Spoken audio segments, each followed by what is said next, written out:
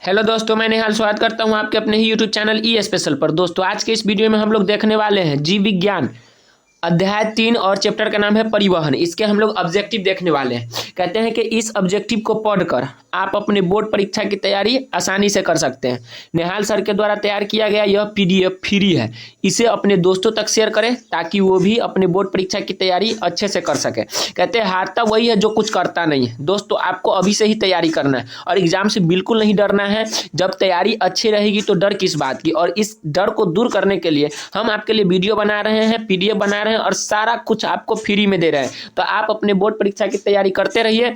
और चलिए हम वीडियो को स्टार्ट करते हैं। उससे पहले दोस्तों एक और जानकारी आप ले लीजिए। अगर आप परसौनी के छात्र हैं तो आपके लिए एक बहुत ही अच्छा सुनहरा अवसर है। आप इसे ऑफलाइन में भी इंजॉय कर सकते हैं।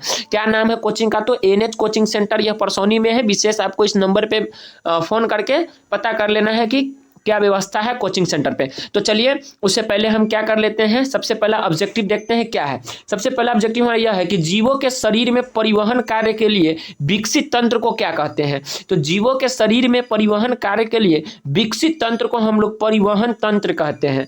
कहता है कि एक कोशिकीय पौधों में पदार्थों का परिवहन होता है किस क्रिया के द्वारा? विसरण क्रिया के द्वारा। दोस्तों हम इसमें ऑप्शन नहीं दिए हैं। आपको ऑप्शन वाले क्वेश्चन अंतिम में कराया जाएगा जब 2-3 महीने बच जाएंगे तब। अभी आप डायरेक्ट आंसर याद कीजिए, बाद में आप टिक लगाने वाला ऑप्शन भी आपको मिल जाएगा। तो चलते हैं अगले क्वेश्चन की तरफ। हमारा अगला क्वेश्चन क्या कहता है? क्वेश्चन नंबर 3 में क्या कहता है कि संवहन उत्तक के नाम से जाना जाता है। आप इसे नोट मत कीजिएगा, आप बस हमें नंबर पे मैसेज कर दीजिए। इस नंबर पे 90 31 72 42 59 वाले नंबर पे आप हमें मैसेज कर दीजिए और आपको यह फ्री में पीडीएफ मिल जाएगा। तो आप सिर्फ वीडियो देखें और इसे नोट ना करें। हम आपके व्हाट्सएप पर इसे भेज देंगे। तो चलिए देखते हैं क्वेश्चन नंबर 3 कहता है संवहन उत्तक के नाम से किसे जाना जाता है। तो संवहन उत्तक के नाम से जाना जाता है जाइलम और फ्लोएम दोनों को। चौथा में कौन सा उत्तक जल तथा घुलनशील लवण को मूल रोम से पत्तियों तक पहुंचाती है? तो जाइलम पहुंचाती है। पांचवा क्वेश्चन जाइलम में पाई जाती है तो वाहिनिकाएं और वाहिकाएं ये दोनों पाई जाती है।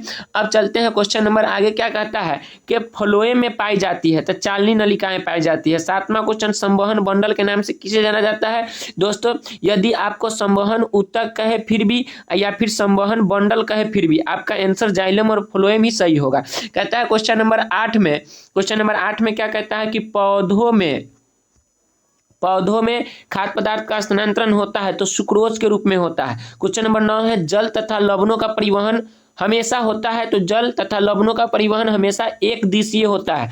10वां क्वेश्चन है रंध्रों द्वारा जल का निष्कासन क्या कहलाता है? वाष्पोत्सर्जन कहलाता है। वाष्पोत्सर्जन की क्रिया होती है तो यह पत्तियों में होती है। 12 नंबर क्वेश्चन कहता है वाष्पोत्सर्जन का क्या महत्व है? तो इसके 3 काम है, 3 महत्वपूर्ण काम है। क्या है? खनिज अवशोषण एवं परिवहन और जल का परिवहन और ताप का संतुलन। अगर ऑप्शन नंबर डी रहे तो ऑप्शन नंबर डी इसका सही आंसर होगा इनमें से सभी। अगला क्वेश्चन देखते हैं 13 नंबर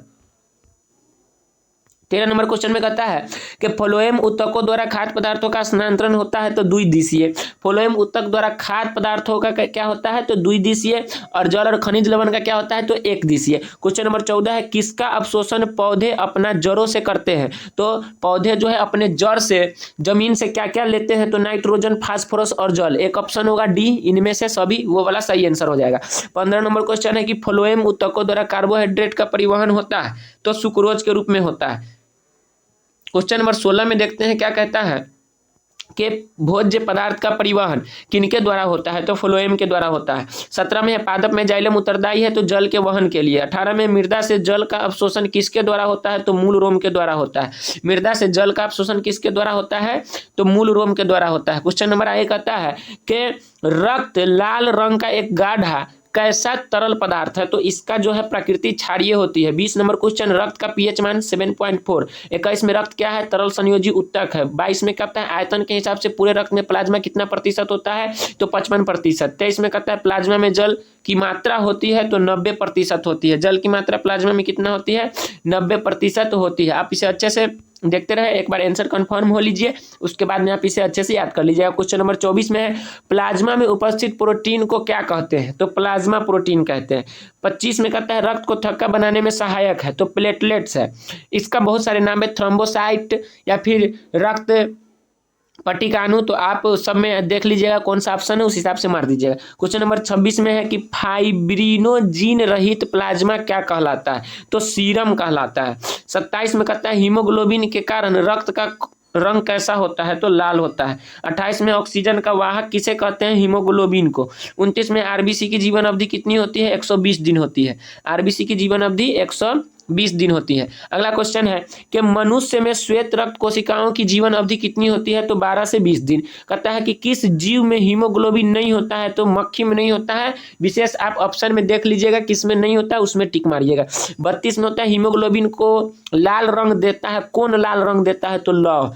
33 में है मानव हृदय का आकार कैसा होता है, तिकोना होता है। अगर आपसे पूछे फेफड़ा का आकार कैसा होता है, तो आप क्या बताइएगा, कमेंट करके बताइए कि फेफड़े का आकार कैसा होता है। क्वेश्चन नंबर 34 में क्या कहता है कि हृदय क्या है, तो केंद्रीय पंप अंग है। 35 में कहता है मानव हृदय घिरा होता है, तो पेरिकार्डियम से। 36 में हीमोग्लोबिन की कमी से कौन सा रोग होता है, तो एनीमिया होता है। खुला परिसंचरण तंत्र किस में पाया जाता है, तो तिलचट्टा में पाया जाता है।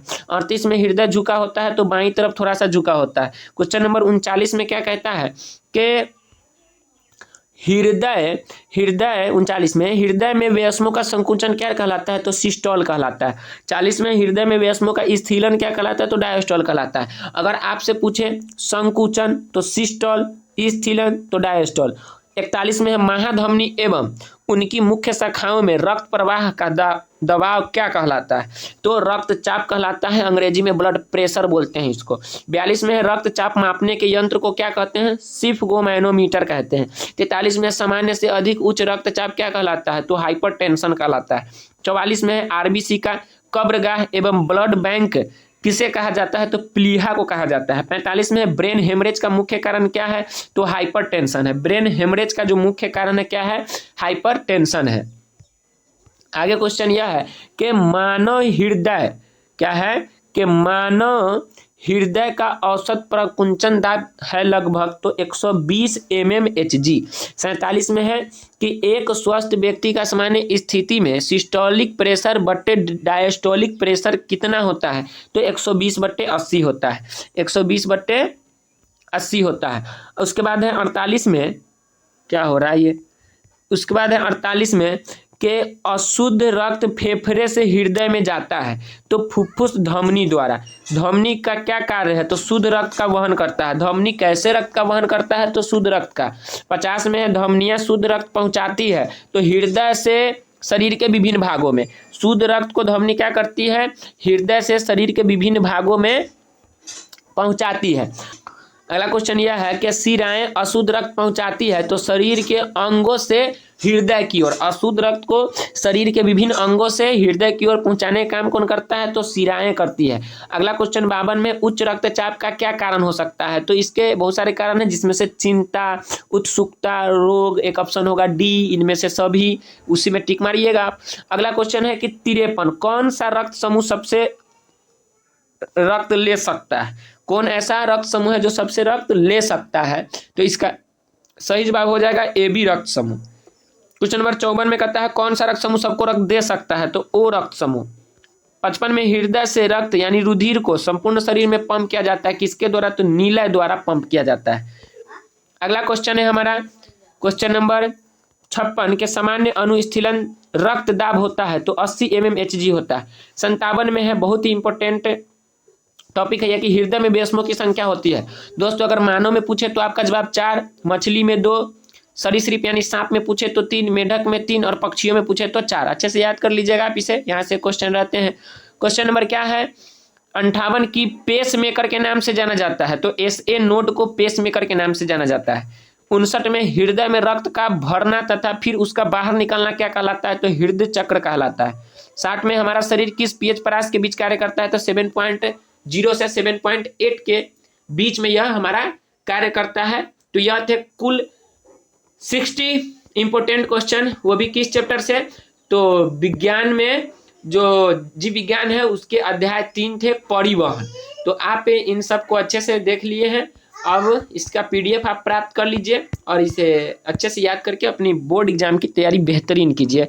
वीडियो को देखने के लिए धन्यवाद दोस्तों। चैनल को सब्सक्राइब करके अपने दोस्तों में शेयर करना ना भूलें।